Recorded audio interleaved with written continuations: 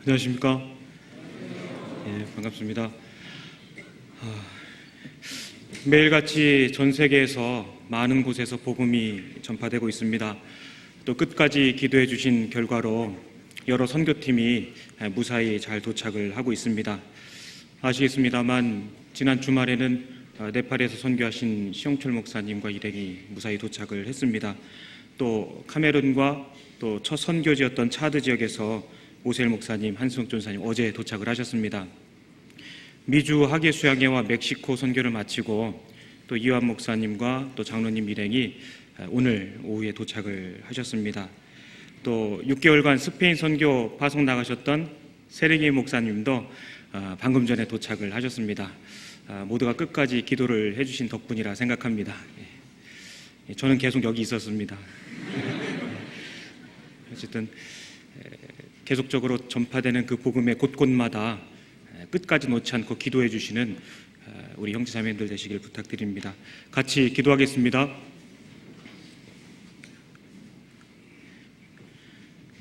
사랑과 은혜가 풍성하신 우리 아버지 하나님 감사드립니다. 허물과 죄밖에 지은 것이 없었던 저희들을 그리스도 구속의 피로 구원하시고 이 거룩한 몸된 교회에 지체 삼아주신 은혜를 진심으로 감사드립니다. 하루하루 살아가는 과정 가운데 오직 그리스도께서 더욱더 크게 나타나기를 간절히 소망합니다. 창밖에 내리는 흡족한 비처럼 우리의 마음판에 하나님의 말씀을 더욱더 심어주시고 오직 그 말씀의 은혜로만 살아가게 주님 도와주시옵소서. 요란하고 시끄러운 세상 그 마지막 때를 살아가고 있습니다. 오직 경건하여 깨어 하나님 말씀 앞에 온전함을 얻을 수 있도록 우리에게 주어진 바 된 하루하루를 또 귀하게 사용할 수 있도록 주님 도와주시옵소서. 모이기에 힘쓰라는 하나님의 말씀을 붙들고 귀한 성도들 한자리에 모였습니다. 오직 말씀으로 그 마음판에 채워주시고 능력의 말씀으로 도와주시길 간절히 부탁드립니다. 언제나 저희를 사랑하시는 우리 구주 예수님 이름으로 감사하며 기도드렸습니다. 아멘. 성경 말씀 찾겠습니다. 신명기 32장을 찾겠습니다.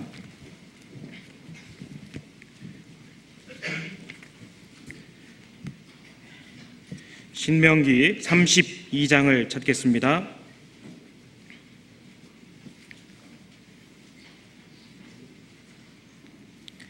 신명기 32장 찾으셨으면 1절과 2절 같이 읽겠습니다. 하늘이여 귀를 기울이라. 내가 말하리라. 땅은 내 입의 말을 들을지어다. 나의 교훈은 내리는 비요 나의 말은 맺히는 이슬이요 연한 풀 위에 가는 비요 채소 위에 단 비로다. 얼핏 생각하면 사람은 참 많은 일을 할 수 있다라고 생각됩니다. 하지만 어떤 면에서 보면 사람만큼 무기력한 이도 없다고 생각이 됩니다. 하다못해 매일매일 저녁에 취하게 되는 잠도 그렇습니다. 잠이 안 올 때는요, 도무지 잠을 자려고 해도 방법이 없습니다. 하나님께서 그 사랑하시는 자에게 잠을 주신다고 말씀하셨는데 내가 눈을 감고 잠자리에 숙면을 취하는 것도 참 사람 뜻대로 안 된다는 것을 우리는 잘 알고 있습니다. 요즘 장마철이라 비가 많이 내리고 있습니다. 인간은 참 무기력합니다. 비가 너무너무 많이 오면은 언제쯤 그칠까 오지 않기를 바랄 수밖에 없습니다. 반대로 비가 너무 안 오면은요, 비 좀 왔으면 좋겠다라고 그렇게 생각하는 것이 사람이라 여겨집니다. 그러한 인생이 마치 하나님 없이도 잘 살 수 있다고 생각하는 것만큼 어리석은 일은 없을 것입니다. 연일 많은 비가 내리고 있습니다. 성경에도 비에 관한 많은 말씀들이 있습니다만 제가 말씀을 듣고 또 배운 말씀들 가운데서 간단하게 몇 가지만 살펴보고자 합니다. 이 1절에 그 모세가 선포하고 있는 것처럼 하늘이여 그리고 또 땅은 들을지어다 라고 이렇게 말씀하고 계십니다. 모세가 하늘과 땅으로 하여금 자신의 말에 귀를 기울이라고 하고 있는 것은 어쩌면은 그의 입술을 통해서 나오는 이 하나님의 말씀의 그 중대성을 품고 있기 때문에 그럴 것이라 생각됩니다. 모세는 자신의 입을 통해서 선포되는 그 하나님의 말씀이 마치 메마른 사람의 심령에 그 영혼을 새롭게 만드는 이슬비요 또 가는 비 같다고 그렇게 말씀을 하고 계십니다. 하나님의 말씀은 우리 곁에 내리는 비처럼 위로부터 내려옵니다. 신령한 것, 좋은 것, 그런 것들이 저 위로부터 내려온다고 성경 말씀하고 계셨습니다. 만나가 위로부터 내려왔습니다. 예수님께서 위로부터 오셨습니다. 성령님께서도 약속대로 위로부터 우리에게 내려오셨습니다.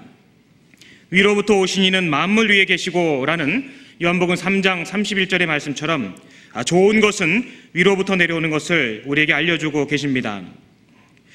비는 여러 가지 특징을 갖고 있지요.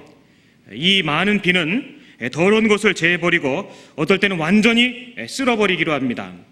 마치 노아 홍수의 사건처럼 비는 더러운 것을 몰아서 저 넓은 바다로 이끌어가는 그런 특성을 갖고 있습니다. 마찬가지로 이 내리는 비 같은 하나님의 교훈은 우리의 죄를 씻어주고 죄악으로 물든 사람을 완전히 새로운 피조물로 거듭나게 하는 그런 특성을 하나님의 말씀이 갖고 계십니다. 뿐만 아니라 비는 만물을 소생시키는 그런 능력을 갖고 있습니다. 메마른 가지에 비가 촉촉히 내리기 시작하면 어느 틈엔가 부드러워지고 새로운 싹을 내게 됩니다. 마찬가지로 하늘로부터 내려온 하나님의 말씀은 삭막하고 메마른 인생의 심령에 뭔가 결단케 하고 또 결심케 하는, 싹을 돋게 하는 그런 놀라운 능력을 이 하나님의 말씀은 갖고 있는 것입니다. 제 책상 서랍 속에 한 5년도 더 된 이스라엘에서 사온 겨자씨가 있었습니다. 책상 속 여기저기를 이리저리 굴러다녔었습니다.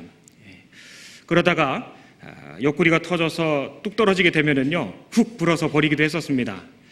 그것을 그냥 냅다 버리자니 좀 미안한 마음도 있고, 어쨌든 5년 이상을 제 책상 속에 갖고 있었습니다. 그러다가 이번 장마가 시작될 때 문득 그런 생각이 들었습니다.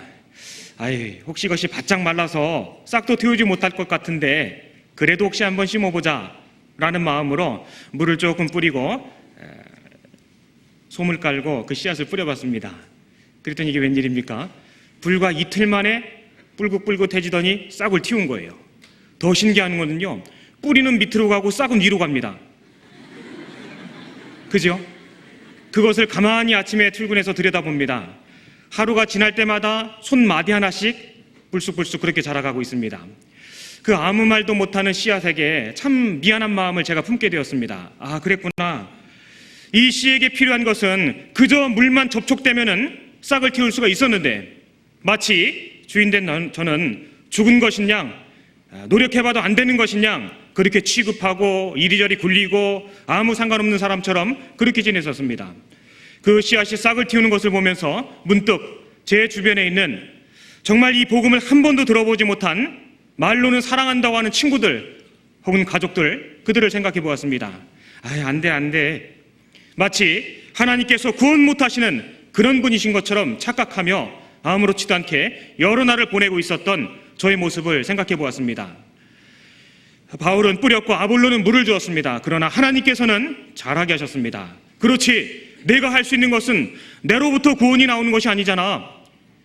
오직 하나님의 말씀을 접촉하기만 할 수 있다면 그 말씀 자체의 능력이 있기 때문에 그들도 내가 그랬던 것처럼 그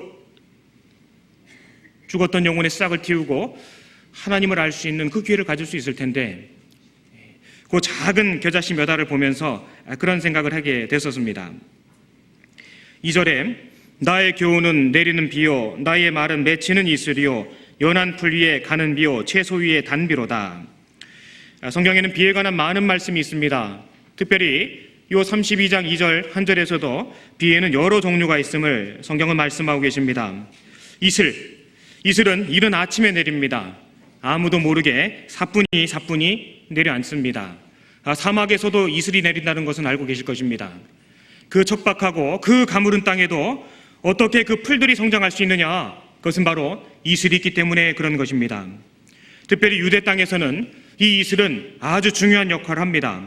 왜냐하면요, 비가 안 내리는 날들이 많기 때문에 그러한 날들에 이 이슬마저 내리지 않는다면 한 줌의 농사도 지을 수 없는 것이 유대 땅의 특성이기도 한 것입니다. 신명기 33장 13절에는 하늘의 보물 이슬이라고 그렇게 말씀하고 계십니다. 뿐만 아니라 민수기 11장에서는 그 만나가 내리기 전에 밤이 되면은 이슬이 내리고 그리고 만나가 내렸다고 성경은 말씀하고 계십니다. 그 이슬이 아무도 모르게 사뿐하게 그 모든 곳에 내린다는 것을 성경 우리에게 보여주고 계십니다. 그 뒤에는 가는 비가 나타나 있습니다. 가는 비. 우리말로 하면 가랑비에 가깝다고 합니다. 눈에는 잘 배지 않지만 그 가는 비가 내림으로 인하여 싹을 틔우고 어느 정도 성장하게 합니다. 가랑비라고 합니다. 이 가랑비는요, 풀잎에 묻은 먼지를 떨어주는 그런 역할을 한다고 합니다. 식물에 싹을 틔우고 올라올 때 이 가랑비를 흡족히 젓지 않으면요, 흙이 묻어있기 때문에 제대로 된 광합성을 할 수 없다고 합니다. 더더군다나 이런 도심 속에 살고 있는 많은 먼지를 머금는 그런 황무지의 잎사귀들은 가끔씩 내려주는 그 가랑비를 통해서, 그 가는 비를 통해서 잎사귀의 먼지를 떨궈야만 광합성을 하고 성장할 수 있다고 그렇게 말씀하고 계십니다. 이것도 너무나 신기합니다. 마치 하나님의 말씀이 우리 마음판에 촉촉히 내려서 우리의 죄를 씻어주고 새로운 생명을 베풀어주는 것과 흡사하지 않을까, 그런 생각을 해보기도 했습니다. 그리고 단비가 있다고 성경 말씀하고 계십니다. 채소 위에 단비로다. 단비. 다른 말로 소나기입니다. 아주 우악스럽게 내리는 많은 비. 여름 가뭄 때에 그 바짝 말라버린 대지를 흡족하게 적셔주는 그런 비. 하나님께서 행하시는 일로 보한다면요, 현저하게 역사하시는 그 하나님의 역사, 또 아주 바짝 말랐던 그 사람의 마음판을 완전히 뒤엎으시고 전혀 새로운 피조물로 만들어버리고 바꿔버리시는 하나님의 그 놀라운 역사가 바로 이 단비의 모습에 해당이 될 것입니다. 특별히 우리에게 있어서는 3박 4일간의 하계 수양의 과정은 정말 이슬과 가는 비와 그리고 또 단비로 모질게 내리는 그 모든 비를 경험하는 시간일 거라 생각이 됩니다. 하나님과 전혀 상관이 없이 살았던 인생들이 정말 바둥바둥하면서 그 장소까지 오게 됩니다. 어떻게 하면 안 들어볼까? 어떻게 하면 다른 데를 가볼까? 그러나 그 3박 4일의 뜨거운 용광로 같은 말씀의 속에서 그들이 변화되고 결국은 마지막 날 새벽 침례장에서 나오게 되는 그 놀라운 장면을 목격하게 됩니다. 올해도 틀림없이 그 놀라운 장관이 우리 모두에게 보여지게 될 것입니다. 우리는 그 놀라운 일의 목격자가 되어 이 다음 주님 앞에 서게 됐을 때 그 일로 인하여 칭찬과 존귀와 또 그 일을 논하게 될 것입니다. 하나님의 역사 가운데 우리가 지금 살아가고 있습니다. 하나님은 때를 따라 이슬비와 가는 비와 또 채소 위에 내리는 그 단비를 때를 따라 우리에게 내려주십니다. 그리고 성경에는 장마비가 있다는 것도 성경에 나타나 있습니다. 진짜입니다. 에스겔 34장을 한번 찾아보겠습니다.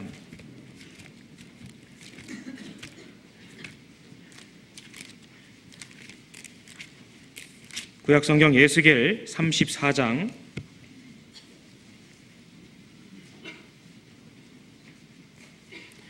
에스겔 34장 26절 같이 읽겠습니다. 내가 그들에게 복을 내리며 내 산 사면 모든 곳도 복되게 하여 때를 따라 비를 내리되 복된 장마비를 내리리라. 때를 따라 비를 내리되 복된 장마비를 내리리라. 장마비, 넉넉하게 내려주시는 하나님의 은혜라고 할 수 있을 것입니다. 아주 충분하고도 흡족하게 내려주시는 하나님의 은혜라고 그렇게 볼 수 있습니다. 지금 우리 곁에도 장마철을 맞이했습니다. 아주 충분하고 흡족한 비가 내리고 있습니다. 이렇듯 비처럼 내리는 하나님의 말씀은 먼저는 메마른 영혼을 소생시키시는 힘이 있습니다. 삭막하고 상한 심령의 풍성한 결실을 보장해주는 그런 능력이 있습니다. 뿐만 아니라 그 이슬과 가는 비와 단비 그리고 이 장마비는 결실을 더욱더 풍성하게 만들어주는 그런 놀라운 특성을 갖고 있습니다. 제가 어린 시절에 저희 시골 어르신들 몇몇 분들은 농사를 하셨습니다. 복숭아 농사도 하시고 벼농사도 하셨는데요. 몇 가지 기억나는 어르신들의 말씀이 있습니다. 여름에 이런 모진 장마철 혹은 비가 내리는 시간을 맞이하면요, 그 과수에 아주 채 익지도 않은 것들이 막 떨어져 있습니다. 그럼 어린 마음에 아깝다 그런 생각이 들기도 했었습니다. 하나 잡아서 먹어보기도 하죠. 아주 맛이 없지요. 아깝다라고 했을 때 곁에 계신 어르신들이 그런 말씀하십니다. 떨어질 건 떨어져야 하는겨, 그렇게 말씀하십니다. 뭐 대충 지역이 어디신지는 아시겠죠. 예. 떨어질 건 떨어져야 된다고 말씀하시더라고요. 전 사실 어린 시절에 그게 잘 이해가 안 됐습니다. 그러나 이 다음에 생각을 해보고 추억을 해봤더니요, 그 우악스럽고 모진 장마비를 견딘 그 결실, 그 과실들이 훨씬 더 탐스럽고 훨씬 더 튼실하며 그 육질이, 그 알곡이 훨씬 더 보배스럽다는 것을 알게 되었습니다. 우리 인생사에서도 마찬가지일 거라 생각이 됩니다. 한 사람을 전도하기 위해서는 그 마음을 사기 위해서 그 이슬처럼 촉촉하고 은밀하게 그 마음을 사기 위하여 애쓰는 그런 과정들도 있습니다. 그가 말씀 앞에 나왔을 때 그 하나님의 신령하고 놀라운 역사가 그 장대비처럼 쏟아지고 그 흡족한 말씀의 빛 가운데서 내 마음을 돌이키게 되고 회개하고 복음을 읽게 되는, 그리고 완전히 새로운 피조물로 변화되게 되는 그러한 일을 경험하기도 되는 것입니다. 천지 만물에 깃들여 놓으신 하나님의 그러한 섭리는 우리 신앙에도 분명히 적용되고 동일한 모습으로 나타날 수 있다고 그렇게 생각이 됩니다. 우리 편에서 봤을 때는 아이고, 곡식을 거두려면 저런 장마비만 없으면 좋겠는데, 저런 모진 바람은 없으면 좋겠는데 라는 생각을 하기도 합니다. 그러나 농부는 압니다. 이른 비와 늦은 비를 감당해야만 더 풍성한, 정말 주인의 마음을 기쁘게 하는 탐스러운 열매가 맺힌다는 것을 농부는 알고 있습니다. 성경에 비에 관한 많은 말씀들이 있습니다. 특별히 그 비에 관하여 기록하고 계신 말씀들 가운데 반복되이 붙어있는 말씀들이 바로 여기 있는 것처럼 때를 따라입니다. 그리고 또 이른 비와 늦은 비라는 말씀들이 반복해서 성경에 나타나고 있는 것입니다. 우리 하나님은 주권자이십니다. 하나님은 우리의 죄에 관해서, 우리의 상급에 관해서도 생각하시기에 그렇게 많은 시간이 필요치 않으신 분입니다. 그분은 천지 만물을 그분의 손아귀에서 운행하여 내려가십니다. 그 내리는 비를 통해서도 하나님은 우리에게 교훈해주고 계십니다. 욥기 37장을 찾아보겠습니다. 욥기 37장, 구약성경 797페이지입니다.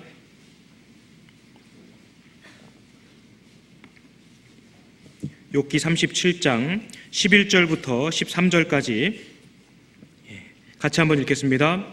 그가 습기로 빽빽한 구름 위에 실으시고 번개 밑에 구름을 널리 펴신즉 구름이 인도하시는 대로 두루 행하나 이는 무릇 그의 명하시는 것을 세계상에 이루려 함이라. 혹 징벌을 위하여 혹 토지를 위하며 혹 긍휼 베푸심을 위하여 구름으로 오게 하시느니라. 그 주권자이신 하나님께서 우리에게 내려주는 비를 통해서도 일하고 계시는 모습이 여기에 자세히 나타나 있습니다.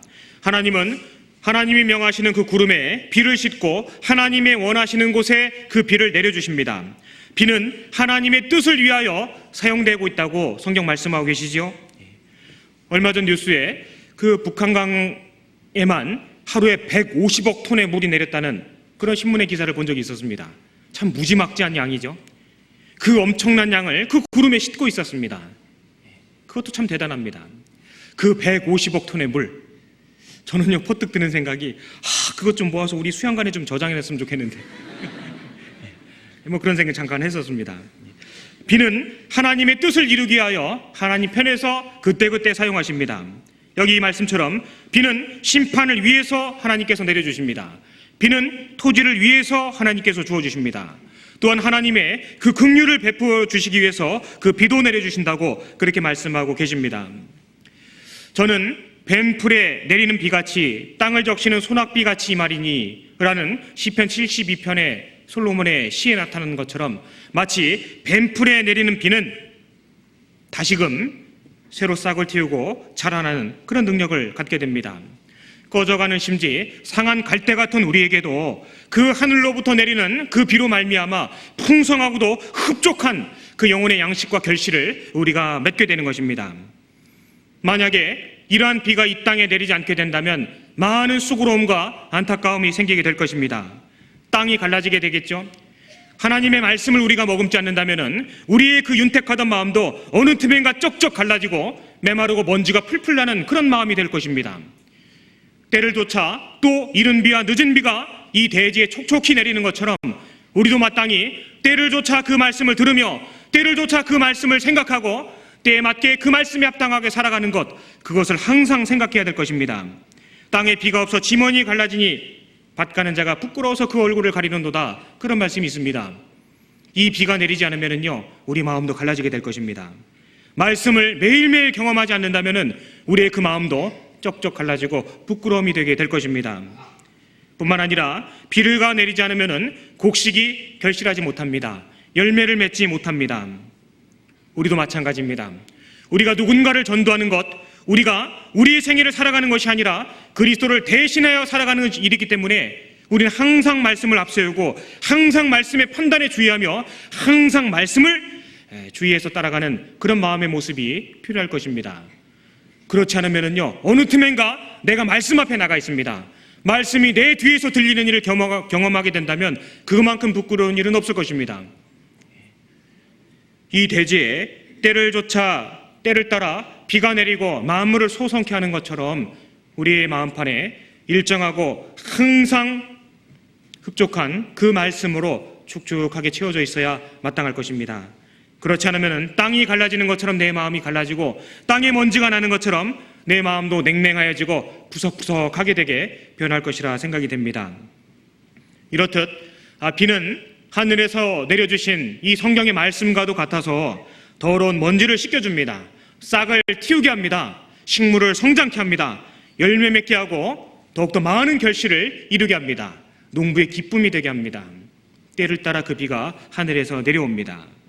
하나님은 애굽 땅과 그 아브라함이 약속하신 가나안 땅의 모습을 통해서도 우리가 하나님을 바라며 하나님 중심으로 살아야 될 것을 말씀하고 계십니다. 신명기 11장을 찾아보겠습니다. 신명기 11장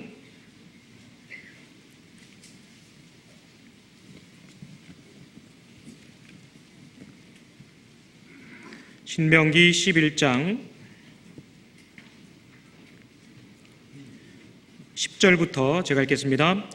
내가 들어가 얻으려 하는 땅은 내가 나온 애굽 땅과 같지 아니하니 거기서는 너희가 파종한 후에 발로 물대기를 채소밭에 댐과 같이 하였거니와 너희가 건너가서 얻을 땅은 산과 골짜기가 있어서 하늘에서 내리는 비를 흡수하는 땅이요 네 하나님 여호와께서 건구하시는 땅이라.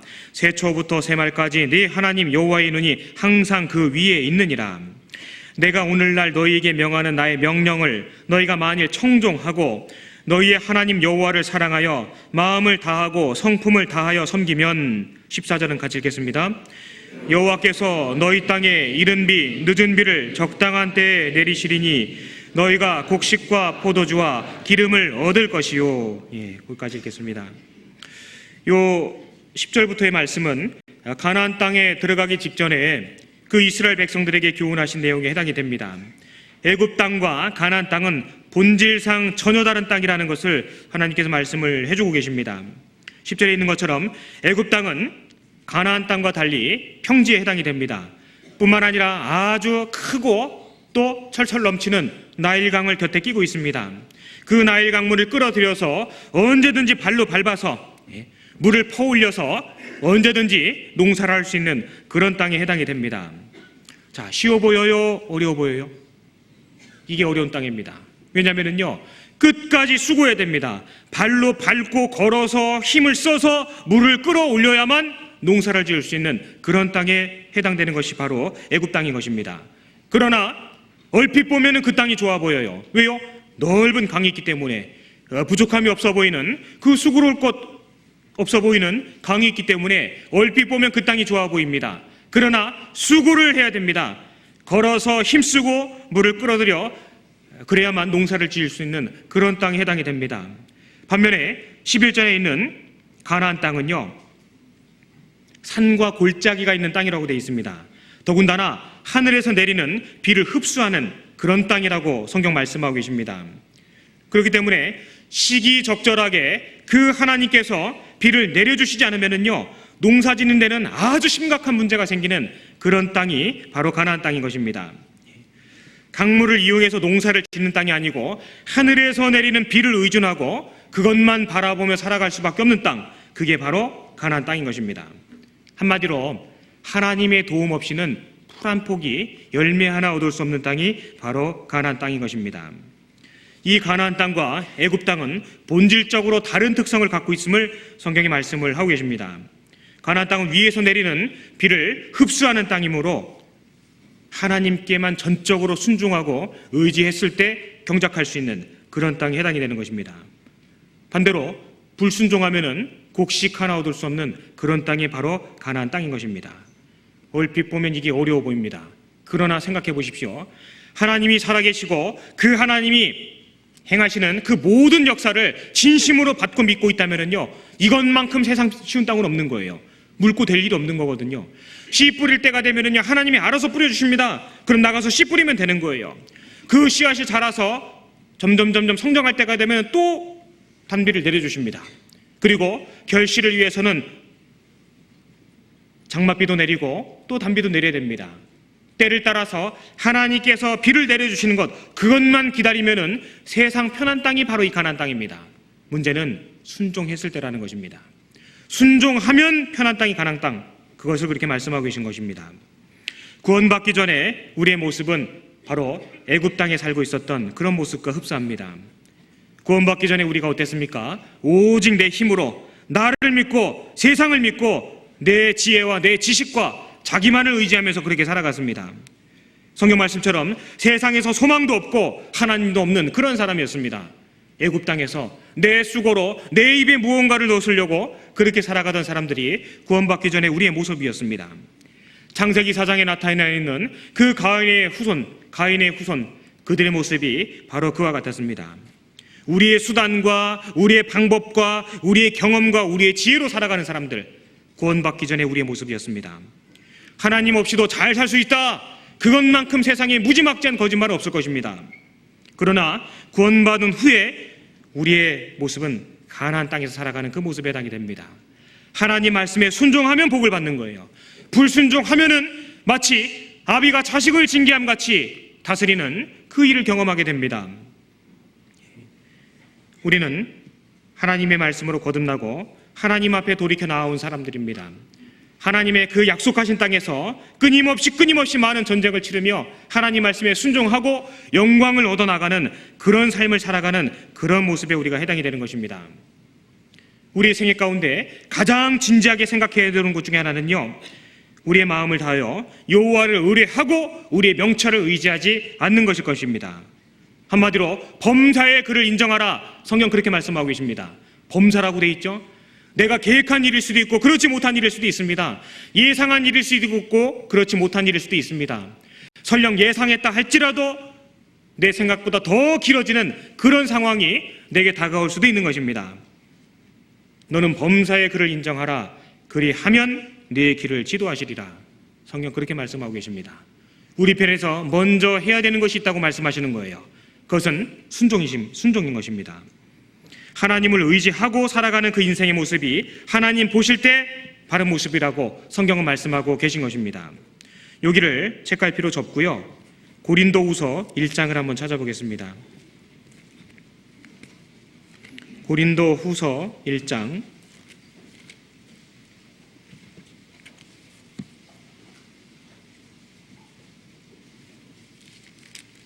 신약성경 고린도후서 1장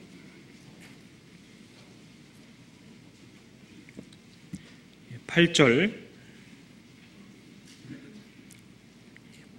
제가 읽겠습니다. 형제들아, 우리가 아시아에서 당한 환난을 너희가 알지 못하기를 원치 아니하노니 힘에 지나도록 심한 고생을 받아 살 소망까지 끊어지고 우리 마음에 사형 선고를 받은 줄 알았으니 이는 우리로 자기를 의뢰하지 말고 오직 죽은 자를 다시 살리시는 하나님만 의뢰하게 하심이라. 10절은 같이 읽겠습니다. 그가 이같이 큰 사망에서 우리를 건지셨고 또 건지시리라. 또한 이후에라도 건지시기를 그를 의지하여 바라노라. 성경은 오직 우리가 하나님만 의뢰하며 살아가기를 원하십니다. 그렇기 때문에 우리가 하나님을 저버리고 하나님의 뜻을 내세우지 않고 우리의 생각을 앞세울 때 하나님은 우리를 다스리십니다. 고난과 수고와 슬픔 가운데 우리를 여러 시간 놓으실 수도 있는 것입니다.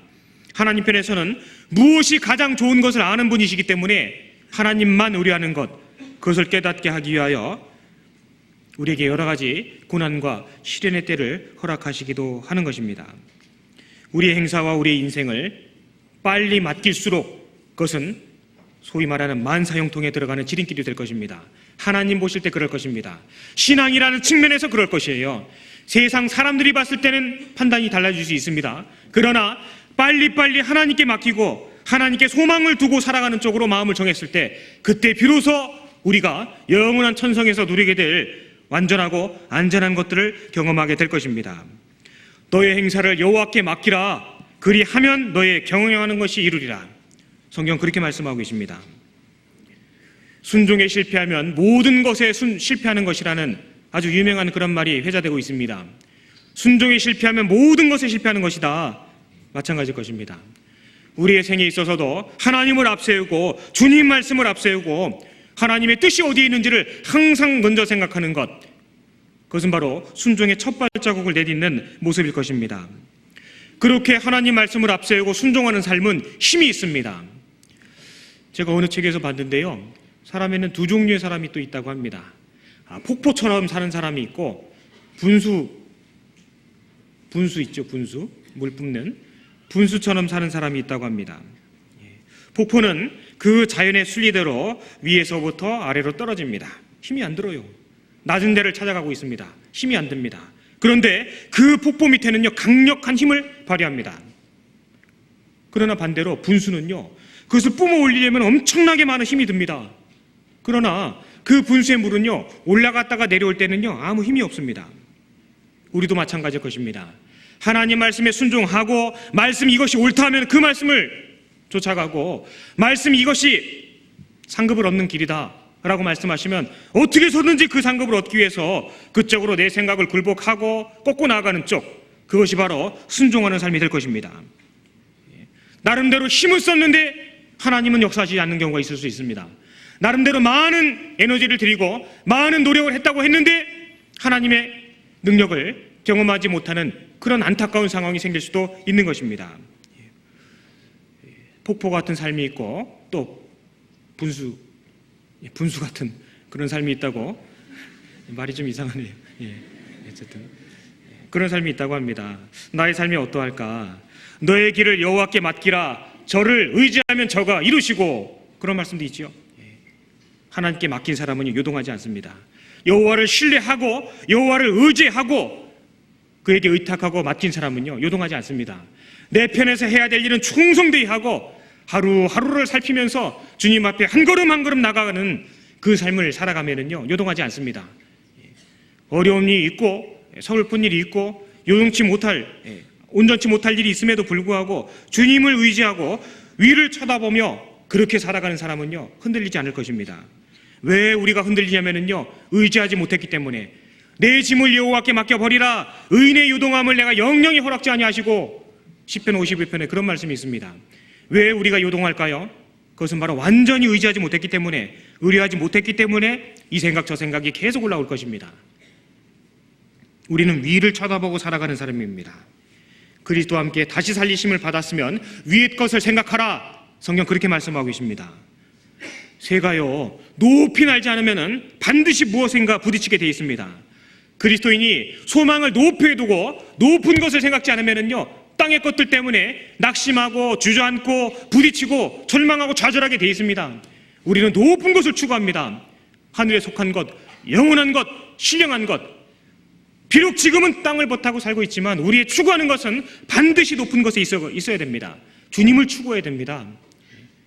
내 형편과 내 상황에 맞추는 것이 아니라 하나님 말씀 앞에 나의 생애를 내어놓고 항상 그것을 추구해야 됩니다.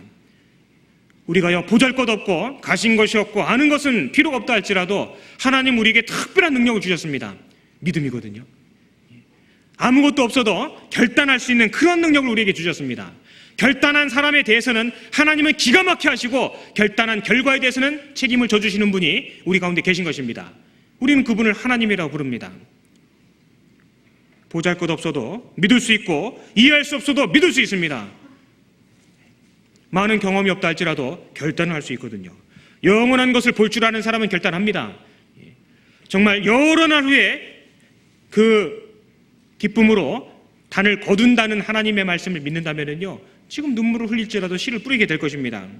왜 시간이 지나도 거두지 못하느냐? 뿌린 적이 없기 때문에 그럴 것입니다. 왜 여름날이 지났는데도 도로 찾는 것을 경험하지 못하느냐? 그것은 무리의 식물을 던진 적이 없기 때문에 분명히 그럴 것입니다.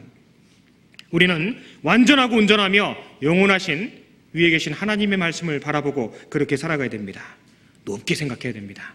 항상 거룩한 것을 추구하고요, 자꾸 실수해도 그래도 그리스도를 추구하고 말씀을 지향하고 그런 모습으로 살아가야 될 것입니다. 마치 가나안 땅에서 그랬던 것처럼 하나님의 말씀을 순종하고 하나님의 뜻을 경외하는 그런 인생 가운데서는 하나님이 기가 막히게 때를 따라 비를 내려주게 되시는 것입니다. 아까 접어놓았던 신명기 11장을 다시 찾아보겠습니다.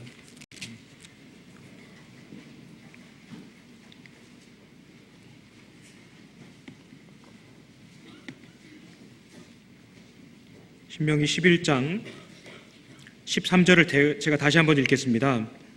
내가 오늘날 너희에게 명하는 나의 명령을 너희가 만일 청종하고 너희의 하나님 여호와를 사랑하여 마음을 다하고 성품을 다하여 섬기면, 세 가지가 나와 있습니다.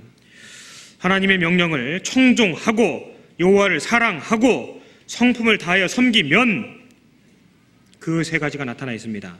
우리 편에서 해야 될 일이 여기에 기록이 되어 있는 것입니다. 하나님을 사랑하고 하나님을 섬기며 하나님을 쫓아가는 그런 삶이 있을 때 하나님은 기가 막히게 그 사람들을 찾아 발견하시고 그 땅에 이른 비와 늦은 비가 적당하게 내리게 그렇게 행하신다고 약속을 해주고 계신 것입니다. 14절, 여호와께서 너희 땅에 이른 비 늦은 비를 적당한 때에 내리시리니 너희가 곡식과 포도주와 기름을 얻을 것이요.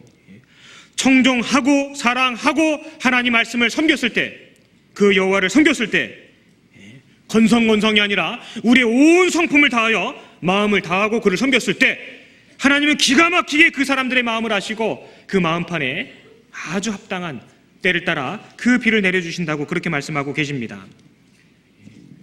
우리에게 고난이 없다면요, 하나님의 많은 말씀들을 깨닫지 못할 것이 틀림없습니다. 우리에게 어려움이 없다면 이 성경의 정말 절반 이상의 말씀을 깨닫지 못할 수도 있다는 생각이 있습니다. 우리가 구원받았을 때도 마찬가지였잖아요. 너희가 낫게 될 때 우리를 구원하셨습니다. 우리의 마음이 상하고 우리가 그 통회하는 심령이 있을 때 하나님 우리를 구원하셨습니다. 구원받을 때부터 그랬습니다. 그렇기 때문에 구원받고 난 다음에 더욱더 주님을 알아가고 주님을 채워나가는 그 삶 가운데서는요, 반드시 주님이 겪으신 일들이 우리 곁에 나타날 수밖에 없음을 그렇게 우리는 생각해야만 할 것입니다. 하나님을 사랑하고 하나님을 섬기는 삶이 있을 때 하나님은 기가 막히게 하시고 이른 비와 늦은 비를 그분 보시기에 적당한 때, 그때 그 비를 내려주신다고 말씀하십니다. 우리는 그것을 기다려야 됩니다. 범사에 풍성한 곡물과 그 외에 것을 거두고 싶다면, 하나님께서 적당한 때 내려주시는 그것을 경험하고 싶다면 그 앞에는 세 가지를 우리 편에서 먼저 해야 될 것입니다. 성경에는 이른 비, 늦은 비에 관한 말씀들이 여러 군데 나타나 있는데요, 이스라엘 땅으로 본다면은 9월서부터 10월 말경에 내리기 시작하는 비가 바로 이른 비에 해당이 됩니다. 긴 여름에 딱딱해지고 그 묵은 땅을 농부들이 경작하기 위해서 내리는 비가 이른 비에 해당이 됩니다. 그리고 늦은 비는요, 3월 혹은 4월 그 추수 전에 내리는 비가 바로 그 늦은 비입니다. 이 늦은 비도 아주 중요한 역할을 한다고 합니다. 그 사이에 12월경에 내리는 비가 바로 성경의 그 장맛비입니다. 이스라엘의 겨울에 해당되는 그 기간은 거의 우기라고 이렇게 볼 수 있는데요, 그 우기의 기간에는 간헐적으로 비가 그렇게 내려주게 된다고 합니다. 그 외에 많은 시간에는 아까 서두에 보았던 것처럼 그 이슬이 그 땅을 촉촉해 하고 진 사면에 내린다는 것을 우리에게 말씀해 주고 계십니다. 그 밑에 16절, 17절 같이 읽겠습니다. 너희는 스스로 삼가라. 두렵건대 마음에 미혹하여 돌이켜 다른 신들을 섬기며 그것에 절함으로 여호와께서 너희에게 진노하사 하늘을 닫아 비를 내리지 아니하여 땅으로 소산을 내지 않게 하심으로 너희가 여호와의 주신 아름다운 땅에서 속히 멸망할까 하노라. 사람이 마음을 강팍하게 하면 하나님께서 하늘을 닫아버리신다고 말씀하십니다. 결국 그렇게 되면은 하나님의 은혜가 없으므로 결국 멸망할 수밖에 없습니다. 가나안 땅이 그런 땅입니다. 이스라엘 백성들이 불순종했을 때 하나님은 그 은혜를 그치셨습니다. 그 얼굴을 가리우고 그들을 징계하셨습니다. 마찬가지로 그리스도인들이 분명하게 서 있는 하나님의 법과 도리와 하나님의 뜻을 알면도 불구하고 순종하지 않는다면 하나님은 더 이상 우리에게 은혜를 내려주지 않으실 것입니다. 사람 편에서 아무리 열심하고 노력을 한다 할지라도 하나님이 결실치 못하게 하신다면 아무것도 아닐 것입니다. 우리 마음에 원망이 남아있다면, 우리 마음에 죄가 남아있다면, 우리 마음에 미움이 남아있다면 아무리 많은 말씀을 들어도 그 말씀이 내 것이 안 될 거라 생각되기도 합니다. 먼저는 하나님 앞에 내려놔야 될 것들, 하나님 보시기 합당치 못한 것들, 우리는 그것을 살펴봐야 됩니다. 분명하게 서 있는 하나님 말씀을 청종하며 여호와를 사랑하며 그리고 마음과 성품을 다하여 하나님의 말씀을 섬기는 것, 하나님을 섬기는 것, 항상 그 모습을 우리는 살펴봐야 됩니다. 그렇지 않으면요, 이 말씀처럼 그들이 다른 신들을 섬기며 그것에 절했기 때문에 하나님은 하늘을 닫아 비를 내리지 아니하였다, 그렇게 말씀하고 계십니다. 구원받지 않은 사람들은요, 자기 주관대로 살아가면서도 나름대로 형통할 수 있을 것입니다. 그러나 구원받은 사람은 그렇지 않습니다. 그리스도인들은 사나 죽으나 하나님의 도움을 받아야만 살아갈 수 있는 그런 인생들인 것입니다. 이스라엘 가나안 땅이 그랬던 것처럼 죄라는 것은 위로부터 내리는 은혜를 막아버립니다. 그 죄는요, 하나님과 우리 사이를 멀어지게 만들어버립니다. 그 죄는 하나님의 길을 닫아버리고 우리의 말씀이, 우리의 기도가 그러해가면 안 들리게 그렇게 만들어버릴 수 있는 것입니다. 이스라엘의 이 우상 숭배라는 그 엄청난 죄는 하늘로부터 내리는 그 비를 막아버렸습니다. 황무하게 됐죠. 먼지만 훌훌 남기는 그런 땅으로 변해버리게 되었습니다. 예레미야 5장을 찾아보겠습니다. 구약성경 예레미야 5장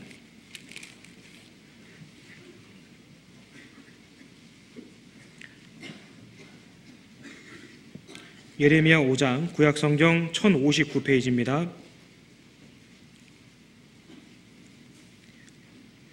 예레미야 5장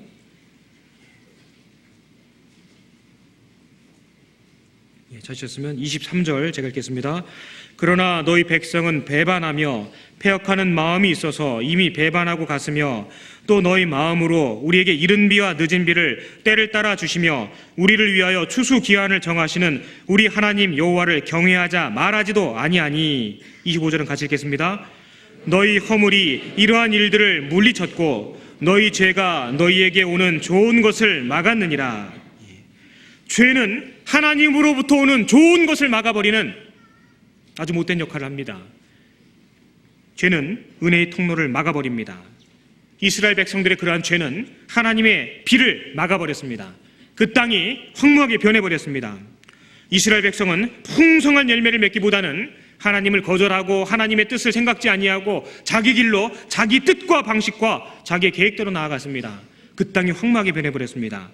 말씀대로 오신 그리스도를 그들은 거절했습니다.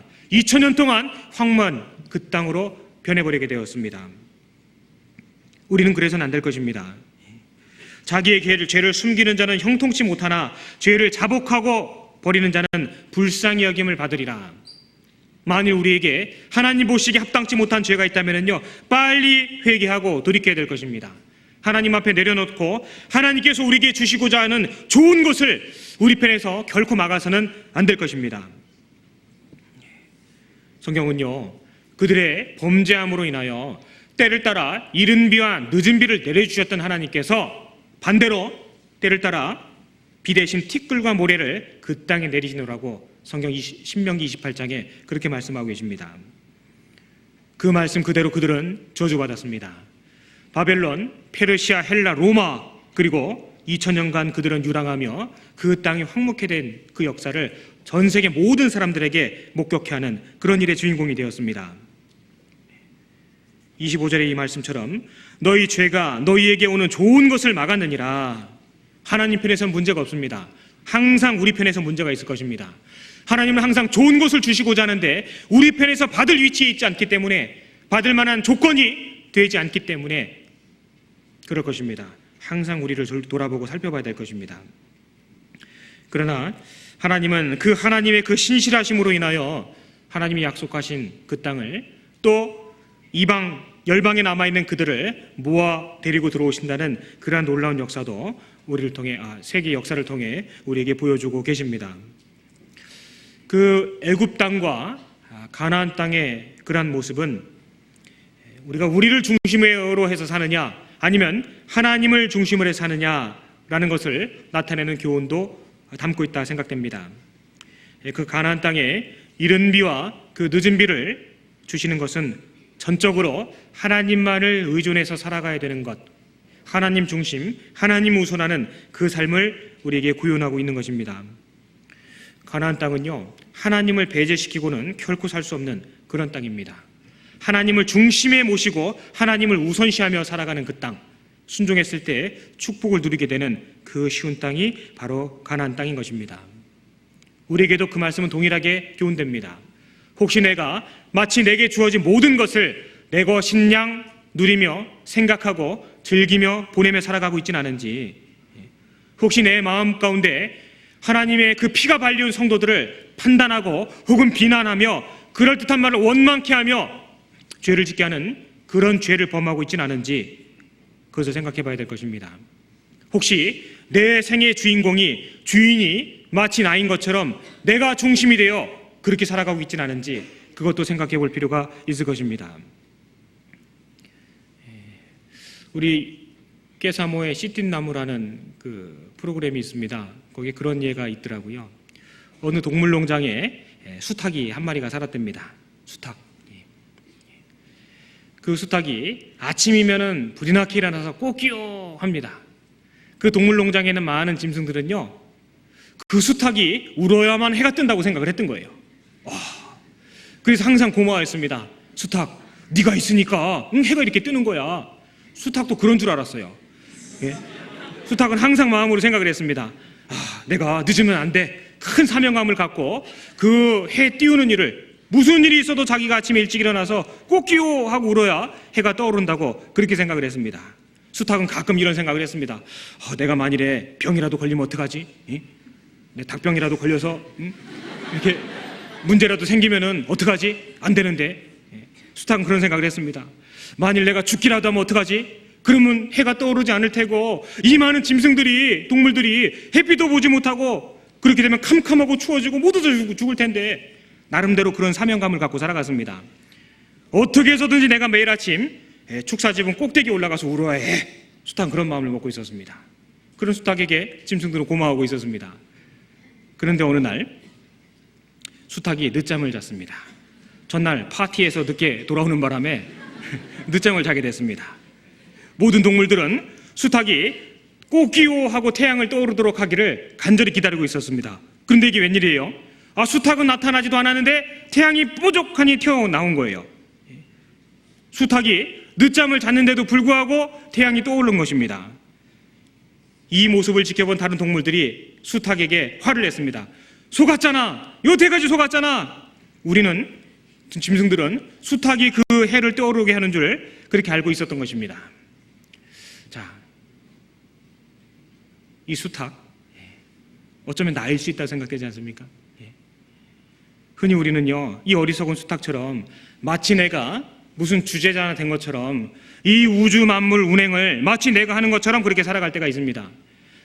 사업도 내가 잘해서 잘 된 것 같고, 자식도 내가 잘 돼서 잘 된 것 같고, 가족도 내가 잘해서 잘 먹여 살리는 것 같고, 다 그렇게 생각합니다. 수련회며 분반이며 봉사며 각종 많은 모습들이 있습니다. 마치 내가 잘해서 이런 모든 것들이 되는 것이냐, 그렇게 생각하고 착각하며 살아갈 때가 있습니다.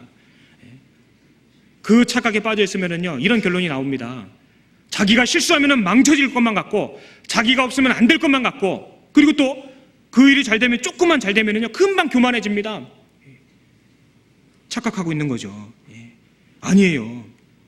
내가 아니더라도 하나님은 그 일을 어떻게 해서든지 이끌어 가십니다. 하나님 소나기에 잡힌 그 나귀 턱뼈가 수천 명을 죽였습니다. 하나님이 쓰시면은요, 무엇이라도 가능케 하실 수 있는 거예요.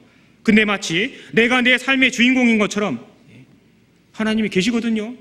우리 가운데 하나님이 계시고 하나님이 도와주시지 않으면은 그 외에 많은 일 아무것도 할 수 없는 것이 우리의 인생인 것입니다. 그런데 어느 틈엔가 마치 이 생의 주인공이 나인 것처럼 그렇게 살아가고 있지는 않은지 그런 생각이 들 때가 있습니다. 모든 것이 하나님 손 안에 들어가 있습니다. 어쩌면은 이 수탉이 내 안에 있지는 않은지 그런 생각을 해보게 되었습니다. 그죠? 분명히 있을 것입니다. 수탉이 제 안에 있습니다. 암탉이 있지는 않겠죠. 이런 수탉이 제 본성 가운데 분명히 있다는 것을 잘 알고 있습니다. 우리는 무슨 일이 있어도 하나님을 앞세우고, 무슨 일이 있어도 말씀을 앞세우고, 무슨 일이 있어도 교회를 앞세우고, 무슨 일이 있어도 형제자매를 앞세우고, 그런 마음으로 항상 경계하며 살아가야 될 것입니다. 이 수탉이 얼마나 민망하겠습니까? 그죠? 이 다음에 그런 모든 것들이 드러나는 시기가 우리에게 있지 않겠습니까? 그리스도를 주인으로 모시고 순종하며 살아가는 삶, 그것이 바로 그리스도의 올바르고 온전한 모습일 것입니다. 농부는 정말 자기 일에 익숙한 농부는 길게 봅니다. 그렇기 때문에 이른 비와 늦은 비를 주시는 분이 계시다는 것을 알고 있기 때문에 농부는 기다릴 줄 압니다. 야고보서 5장을 한번 찾아보겠습니다.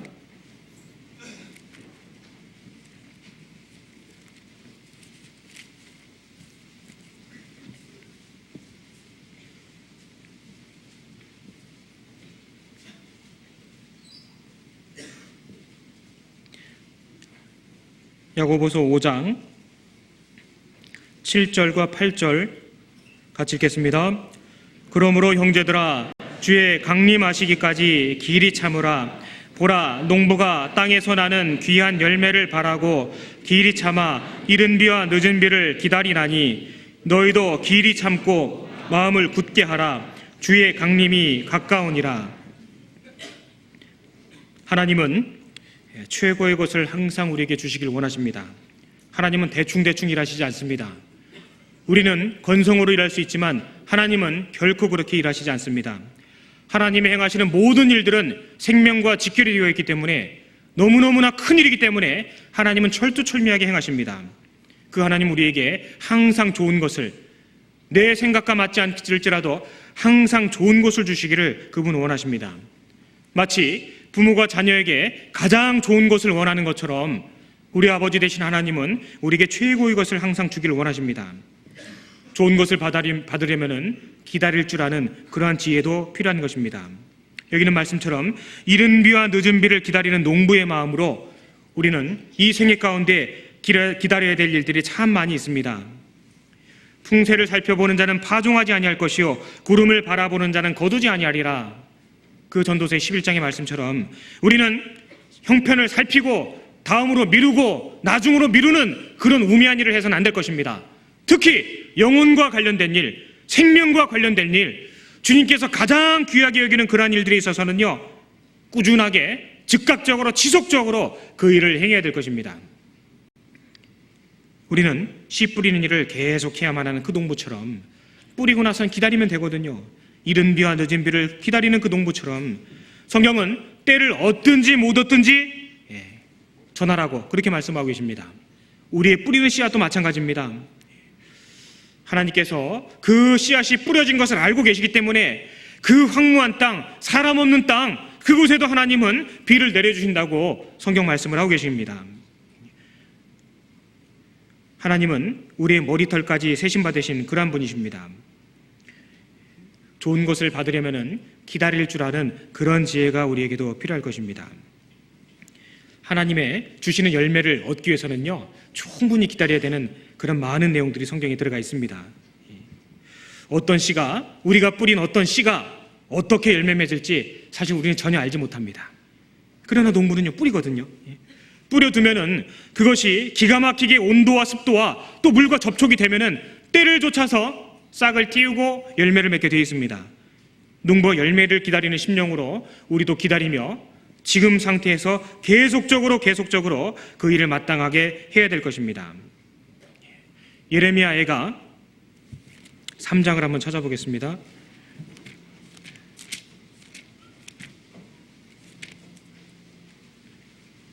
구약성경 1147페이지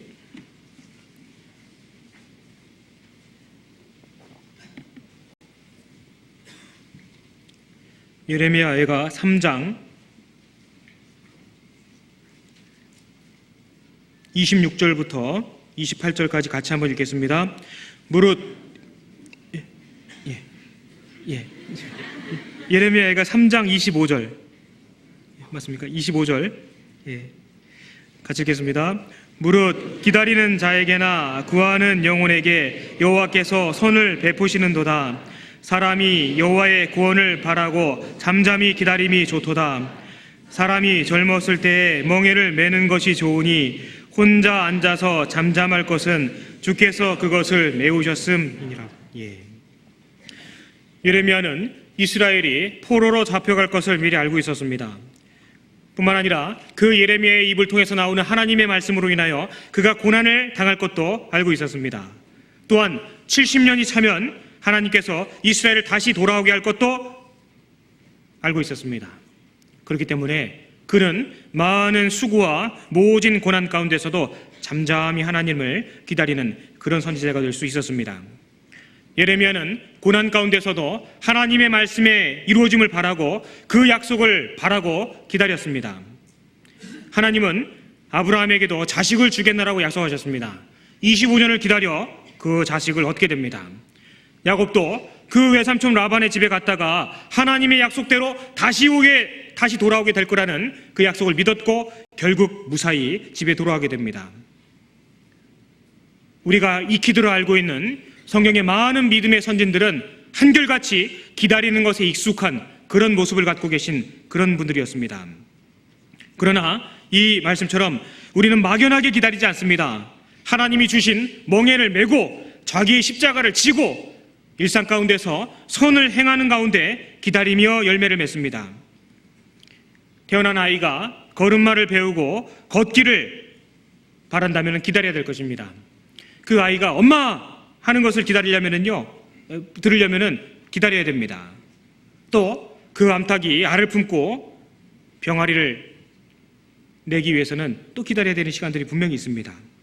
부모는 자식을 키우며 아기가 자라도록 계속해서 기다리는 기다림의 연속으로 부모는 시간을 보내게 됩니다. 우리도 마찬가지입니다.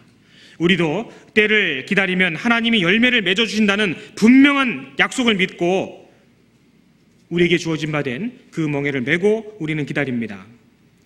한 사람, 정말 하나님을 알지도 못하는 사람에게 그 말씀을 전하고 그 사람이 말씀을 듣고 또 하나님을 발견하고 구원받고 그리고 또 교제 가운데 붙기까지 그 신앙이 또 성장해서 우리와 같은 동역자로 주님의 몸된 교회 가운데 자리를 잡을 때까지 계속해서 기다리고 우리의 마땅한 일을 해야 됩니다. 계속해서 그들을 선대하고 그들을 위하여 기도하고 그들의 필요를 채워주고 그들이 주님 앞에 온전히 설 때까지 계속적으로 기다려야 됩니다. 이렇듯 우리가 해야 되는 많은 생애 가운데 있는 일 중에 하나는요, 기다리는 것이라고 할 수 있습니다.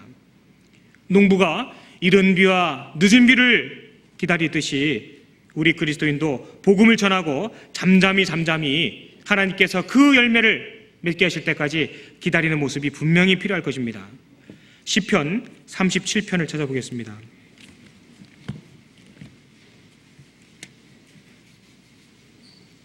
시편 37편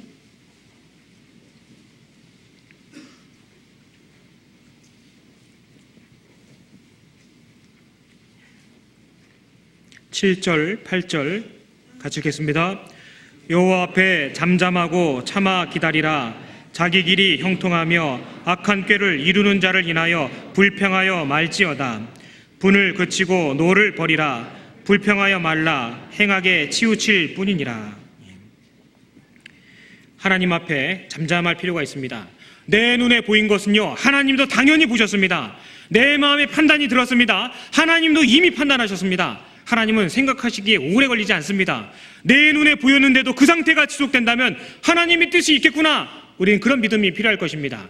내 성격대로, 내 기질대로, 내 뜻대로 해서 낭패를 당하는 경우가 여러 번 우리 삶 가운데 분명히 있었을 것입니다. 하나님의 뜻이 분명히 기다리는 것이 맞다면 우리는 그 일을 위하여 묵묵하게 잠잠하게 참아 기다리는 그 일이 필요할 것입니다. 하나님은 하늘에서 보십니다. 우리는 땅에 있습니다. 하나님이 보시는 안목과 내가 판단하는 안목은 분명히 다르거든요. 하나님의 판단에 맡길 필요가 있습니다. 믿음으로 받으면은 고난도, 원망할 상황도 결국은 하나님께서 세워주신다는 것을 욥의 생애를 통해서, 또 아브라함의 생애를 통해서, 우리는 많은 것을 통해서 발견하게 됩니다. 여호와 앞에 잠잠하고 참아 기다리라. 기다리긴 기다리는데 잠잠해야 됩니다. 굶시렁굶시렁하면 안 돼요. 그죠? 기다리긴 기다리는데 중얼중얼하면 안 됩니다. 참참하게, 참잠하게, 참잠하게.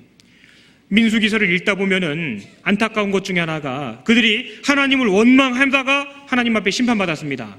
그러나 그 이면을 살펴보면은요, 그들로 하여금 원망케 한 사람들이 있다는 거 성경에 아시죠? 원망케 한 사람들도 있습니다. 그 땅을 악평한 사람들이 있었습니다. 그 몇몇 사람들 때문에 많은 사람들이 충동질되었고 원망케 되는 그런 문제가 있었습니다. 고린도전서 10장 그 거울과 거울이라는 말씀 사이에 기록되어 있는 광야에서 이스라엘 백성들의 4가지 죄성이 나타나 있습니다. 거기도 원망이라는 게 들어가 있습니다. 왜 사람이 원망할까요? 믿지 못하기 때문에 원망합니다. 하나님이 누구인지를 정확하게 알지 못하기 때문에 자기 생각이 나오는 겁니다.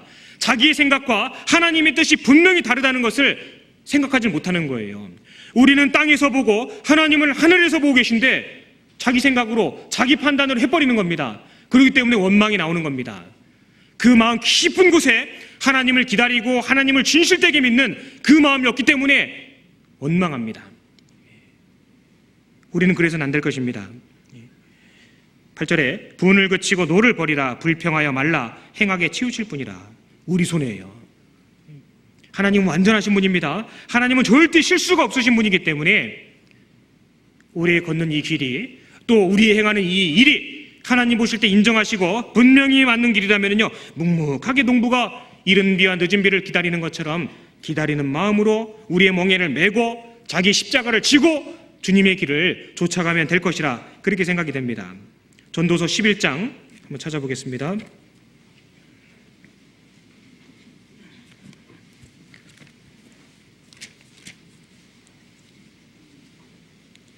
전도서 11장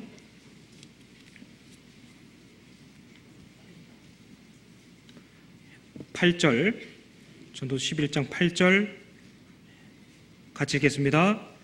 사람이 여러 해를 살면 항상 즐거워할지로다. 그러나 캄캄한 날이 많으리니 그날을 생각할지로다. 장래일은 다 헛되도다. 우리가 우리의 계획대로 살아가는 삶이 아니기 때문에 하나님을 믿지 못하고 하나님의 역사하심을 성경을 통해 발견하지 못하면요, 극심한 갈등에 시달리게 될 것입니다. 형통한 날에는 기뻐하고 곤고한 날에는 생각하라. 성경 그렇게 말씀하셨습니다. 우리가 구원받고 난 다음에 무조건 만사 형통일 거라고 예상했다면요, 분명히 큰 어려움에 빠지게 될 것입니다. 성경 우리에게 캄캄한 날도 많을 것이라고 그렇게 말씀을 하고 계십니다. 우리의 생애 가운데 캄캄한 날이 분명히 있습니다. 그리고 또 그러한 날들은 필요하기도 하다고 성경 말씀하고 계십니다. 그러한 미처 예상치 못한 그러한 캄캄한 말들을 통해서 우리 자신이 얼마나 연약한지를 우리는 배우게 됩니다. 우리 힘으로 안 되고 우리에게는 그리스도가 필요하고 우리에게는 항상 하나님의 능력과 도움이 필요하다는 것을 그 캄캄한 날들을 통해서 배우게 됩니다. 그리고 또 그러한 아주 캄캄한 날들 가운데에서 정말 진솔하고 진지하게 깊게 깊게 하나님께 의뢰하고 기도하는 그러한 법을 배우게 될 것입니다. 우리의 인생이 캄캄하게 느껴질 때 또한 우리의 실체를 발견하게 되겠죠. 어쩌면 나의 믿음 없음을 발견하게 될 것입니다. 뿐만 아니라 이 세상이 얼마나 추하고 악한지도 또 발견하게 될 것입니다. 우리 곁에 있는 형제 자매가 얼마나 사랑스럽고 얼마나 아름다우며 얼마나 소중한지를 그 세상의 캄캄한 날을 경험하면서 우리는 발견하게 될 것입니다. 주님은 우리에게 그런 날들이 많을 것이라고 그렇게 말씀하고 계십니다. 어쩌면은 지금 막 그 터널에 들어가신 분도 계실 것이고요, 이제 막 그 터널을 벗어나고자 하는 분도 계실 것입니다. 이제 그 터널을 벗어났다면은 다른 터널을 준비하고 믿음을 가다듬는 것이 우리에게 주어지는 지혜일 것입니다. 하나님 우리 앞에 그러한 날들을 많이 두었다고 말씀하고 계십니다. 예산을 넉넉하게 세운다면요, 당황스럽지 않을 것입니다. 이러한 일들을 겪을 때 비로소 신앙이 성장하고 신령한 눈이 열리게 될 것입니다. 농부가 씨를 뿌렸습니다. 아이고 왜 이렇게 안 자라느냐? 계속 들춰본다면요 결국 그것은 열매 맺지 못하게 될 것입니다. 이른 비와 늦은 비를 기다리는 심령으로 또 형통한 날과 곤고한 날을 병행하시는 하나님이 우리 앞에 계시기 때문에 그것을 잘 참아 기다리고 내주해야 될 것입니다. 그 앞에 7장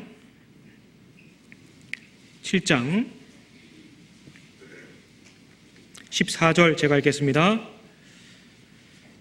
하나님의 행하시는 일을 보라. 하나님이 굽게 하신 것을 누가 능히 곧게 하겠느냐. 14절은 같이 읽겠습니다. 형통한 날에는 기뻐하고 곤고한 날에는 생각하라. 하나님이 이 두 가지를 병행하게 하사 사람으로 그 장래 일을 능히 헤아려 알지 못하게 하셨느니라. 하나님이 굽게 하신 것을 누가 능히 곧게 하겠느냐. 하나님이 굽게 하시는 경우가 있거든요. 그것을 내 힘으로, 내 생각으로, 내 의지로 필 수가 없습니다. 빨리 굴복해야 됩니다. 빨리 주님 앞에 마음을 내려놓고 주님께 의뢰하는 것, 그게 내게 이익이 될 것입니다. 그것을 부여잡고 어떻게 내 뜻대로 이렇게 해보려고 하면은요 내 마음만 상하더라고요. 그럴 수 있습니다. 하나님이 우리 가운데 계신 것이 분명히 맞기 때문에 빨리 하나님 앞에 그것을 굴복하고 나아가는 것이 현명한 판단이 될 것입니다. 우리는 한 치 앞을 장담하지 못합니다. 우리 앞에 어떤 날이 있을지 우리는 전혀 예측하지 못합니다. 그러나 성경 우리에게 두 가지를 병행하시는 하나님의 역사가 있음을 우리에게 말씀하고 계십니다. 어떨 때는요 머리로는 이해가 되는데 마음으로는 받아들이지 못해서 힘들 때가 있습니다. 그럴 때가 있지 않습니까? 정답은 아는데 그 정답이 내 믿음이 아니라는 것을 발견했을 때 우리는 아주 힘들어하게 될 것입니다. 그런 시간도 하나님께서 필요하기 때문에 주실 거라 생각이 되기도 합니다. 여러 번 생각해서 받아들이고자 마음을 먹었는데도 그것이 마음에 받아들이지 않을 때가 있습니다. 그러다가 입술에서 이런 얘기가 톡 나옵니다. 하나님 이해는 되는데요 왜 하필 접니까? 그런 마음이 나올 수가 있거든요. 누구도 있잖아요. 누구도 있고 근데 왜 하필 접니까? 참다 그 얘기가 톡 불고서 나올 때가 있어요. 그런데 한번 생각해 보세요. 하나님은 지구상에 존재하는 모든 사람의 생각보다도 생각이 깊으신 분이잖아요. 인류 역사 가운데 거했던 모든 사람의 마음보다도 넓으신 분이 하나님의 마음이고 생각이십니다. 그러한 분이 우리에게 어떤 일을 허락하실 때 그러한 분이 우리에게 자녀를 주시고 남편을 주시고 고난과 환난과 고생에 물을 먹게 하실 때 아무 생각 없이 그렇게 하실까요? 그럴 리가 없잖아요. 그럴 리가 없을 것입니다. 전지전능하신 그 하나님은요 실수가 없으신 분이에요. 그러한 이가 계시다는 것을 우리가 믿는다고 하면서도 때로는 왜 하필 저입니까? 그런 생각을 할 때가 있습니다. 있으시죠? 없나 봅니다. 하나님이 계시다는 것을 알고 있음에도 불구하고 그런 생각이 나올 때가 있습니다. 그럴 땐 속으로 혼자 이렇게 생각해 봅니다. 어리석은 저의 그런 질문에요 하나님은 이렇게 말씀하실 것 같아요. 그랬구나. 근데 말이다 내가 보기엔 네가 딱이야. 그죠? 하나님 실수 안 하시잖아요. 혼자 그렇게 생각을 해봤습니다. 요셉이 그 17살에 팔려가 바로 앞에 설 때까지 그 30살이었습니다. 그 10수년의 세월 가운데 얼마나 많은 일들이 있었습니까? 요셉은 원망하지 않았습니다. 왜 내가 이런 일을 겪어야 되느냐고 하나님 앞에 하소연하지 않았습니다. 그러나 뜻밖에도 성경에는요 아주 아름다운 말씀이 요셉과 함께하고 있었습니다. 창세기 39장에 보시면은 하나님께서 요셉과 함께하심으로 라는 말씀이 무려 3번이나 그렇게 기록이 되어 있습니다. 한번 찾아보겠습니다. 창세기 39장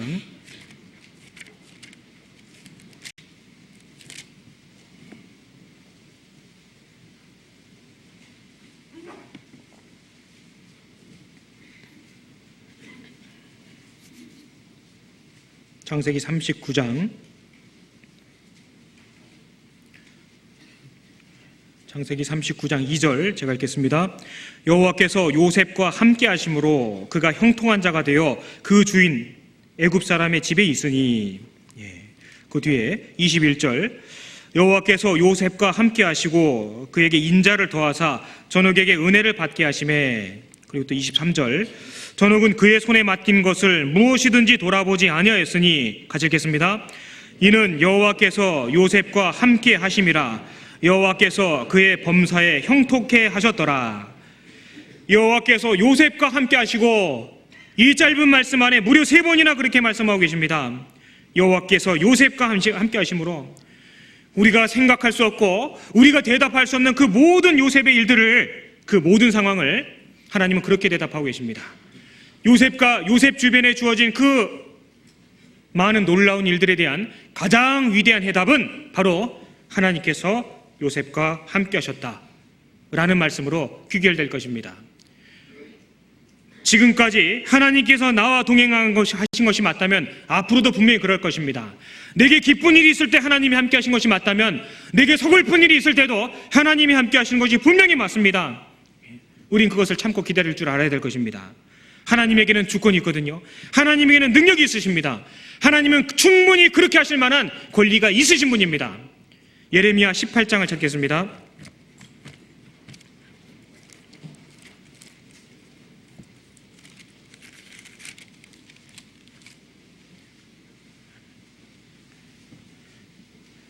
예레미야 18장, 구약성경 1079페이지입니다. 예레미야 18장 6절 같이 읽겠습니다. 나 여호와가 이르노라. 이스라엘 족속아, 이 토기장이 하는 것 같이 내가 능히 너희에게 행하지 못하겠느냐. 이스라엘 족속아, 진흙이 토기장이의 손에 있음 같이 너희가 내 손에 있느니라. 우리 곁에는요 항상 크고 작은 많은 일들이 있습니다. 어떨 때는 감당치 못할 것만 같아서 두려울 때도 있습니다. 그러나 생각해보면 다 지났습니다. 그때는 죽을 것만 같았는데 살았고 지났거든요. 그때는 안 될 것만 같았는데 이미 그 일은 지났고 여전히 우리는 우리 일을 행하고 있습니다. 다 지나갔습니다. 잘한 것도 지나갔고 못한 것도 지나갔습니다. 두려운 일도 지나갔고 기뻤던 일도 지나갔습니다. 우리는 오늘이라는 시간을 하나님 앞에 또 부여받았습니다.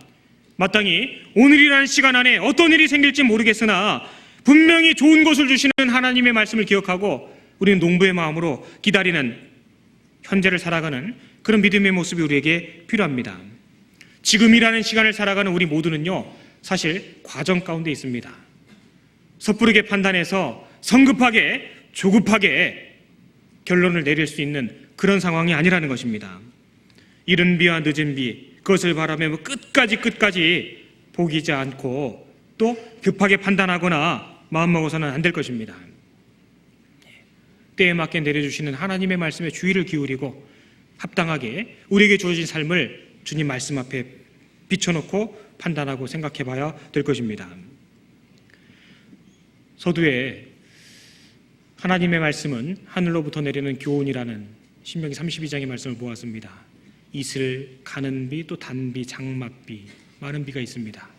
그 때를 하나님은 철저하고 정확하게 아시기 때문에 우리 형편 가운데서 항상 합당하게 역사에 나아가십니다. 제가 그 심은 겨자씨가요 제법 자랐었습니다.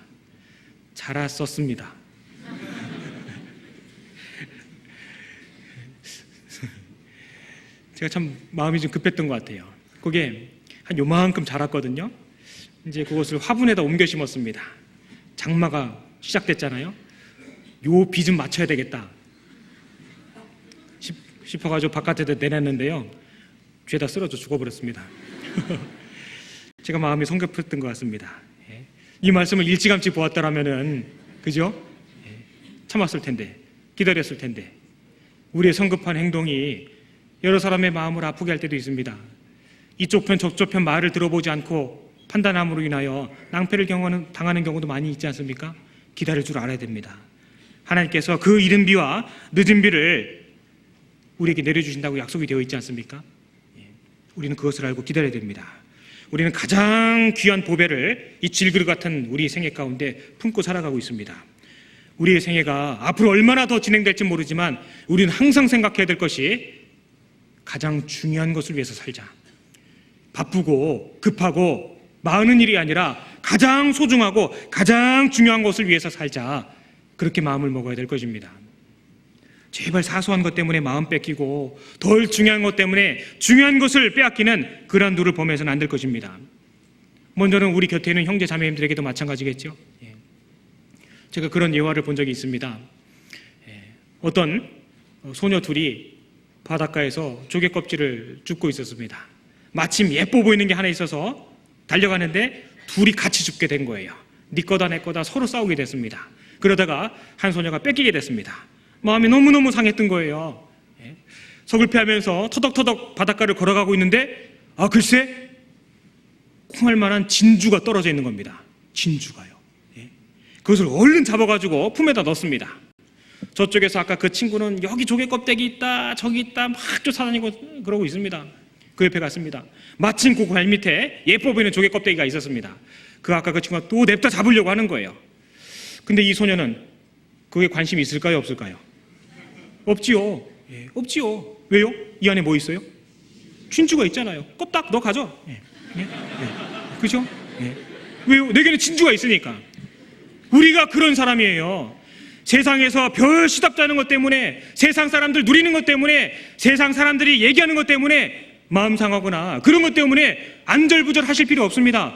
우리에게는 가장 소중한 진주 그리스도가 질그릇 같은 우리 생애 가운데 들어와 계시지 않습니까?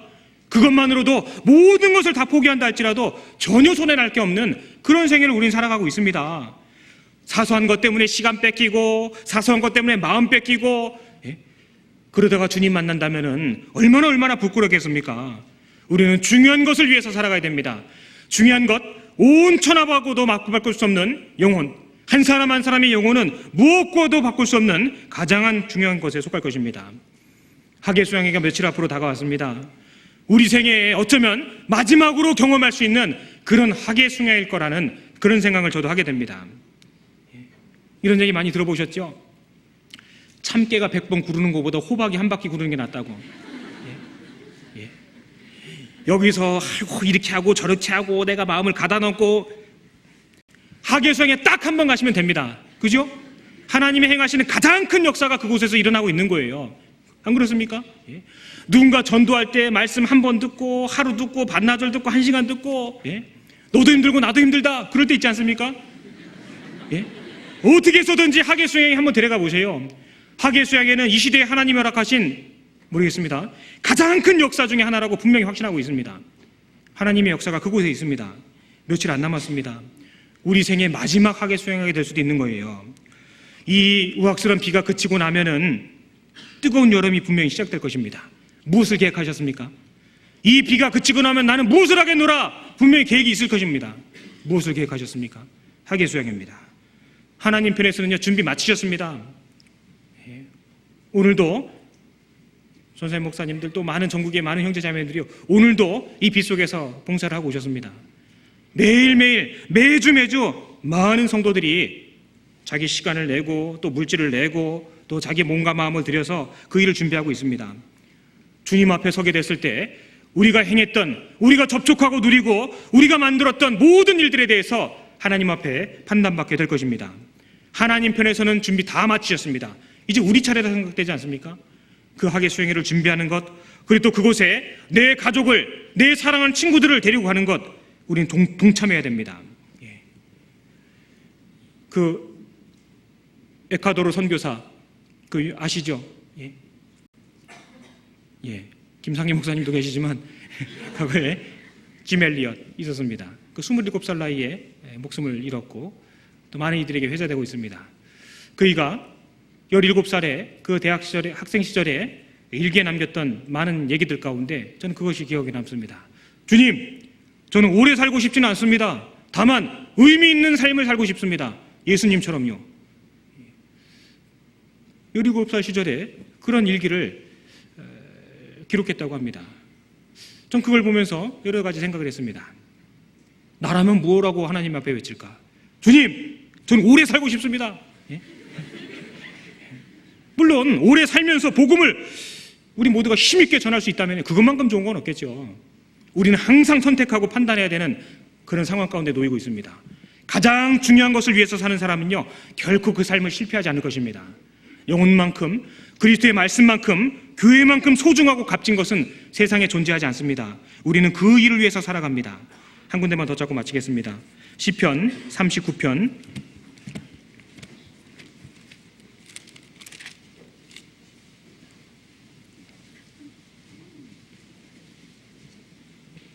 시편 39편 4절 제가 읽겠습니다. 여호와여 나의 종말과 연한의 어떠함을 알게 하사 나로 나의 연약함을 알게 하소서. 그 밑에 7절 같이 읽겠습니다. 주여 내가 무엇을 바라리요 나의 소망은 주께 있나이다. 이 말씀은 다윗이 왕위에 있을 때 부른 노래라고 합니다. 이 4절을 알았을 때 7절의 결론에 다다르게 됨을 다윗을 통해서 하나님 보여주고 계십니다. 우리의 생애는 너무너무 짧습니다. 우리가 많은 일을 할 수 있는 것 같지만 사실 돌아보면 그렇지 못합니다.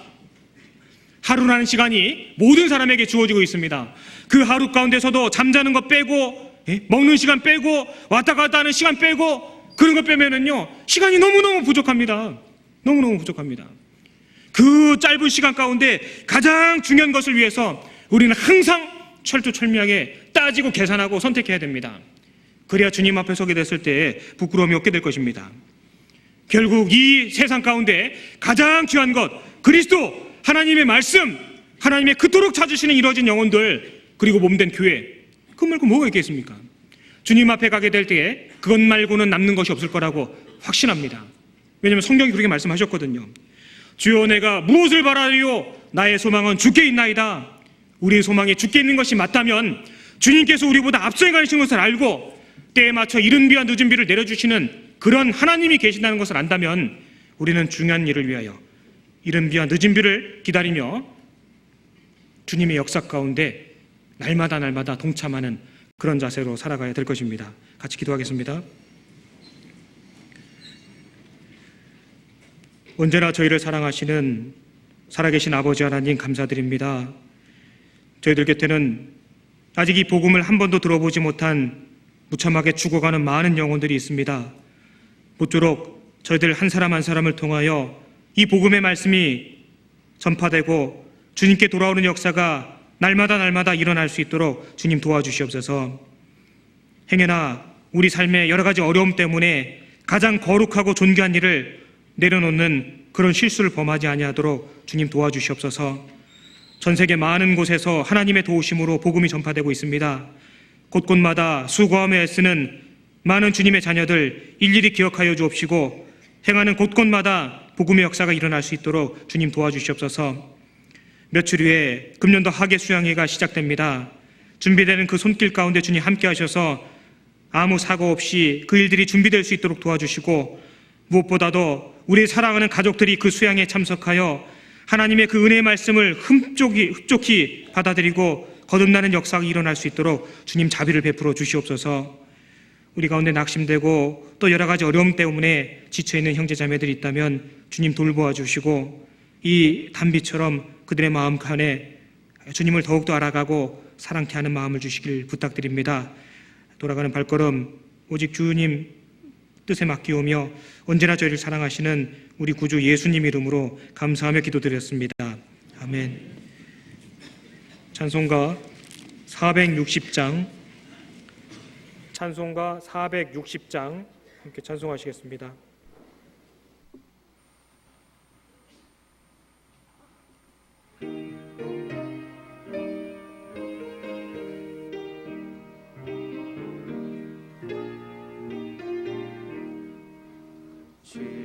지금까지 지내온 것 주의 크신 은혜라 한이 없는 주의 사랑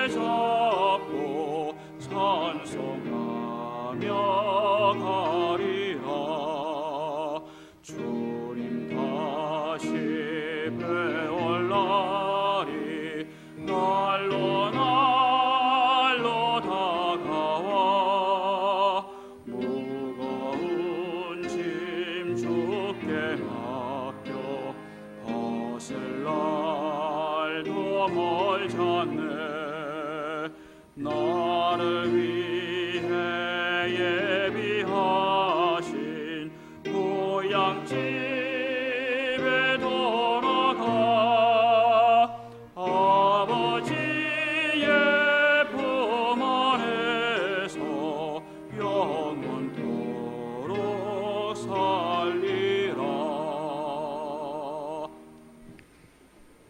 예, 광고 없습니다. 안녕히 돌아가십시오. 마치겠습니다.